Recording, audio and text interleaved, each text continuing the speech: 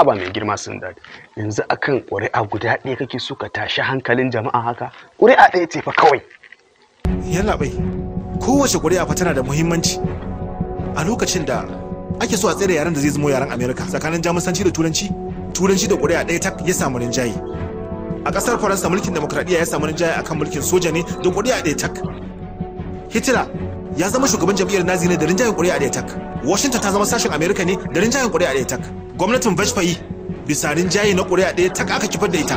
Malam Sadat, kwarai fa ka bin mamaki domin da yawa daga cikin mutanen ƙasar nan namu ba su damu da ƙuri'a su ba. Sai gashi kai akan ƙuri'a ɗaya ka tsai da komai ko in ce ma ka dakatar da komai.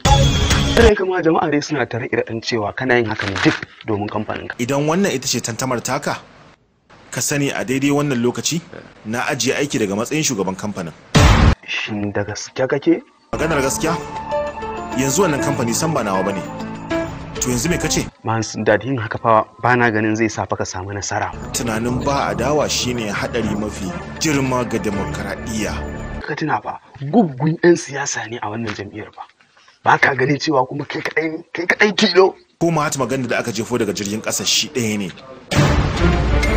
A wannan lokutan mutum ɗaya yana komawa gungu, sannan gungu ma yana komawa mutum ɗaya. Kuma a cikin kwana ɗaya rak ya labai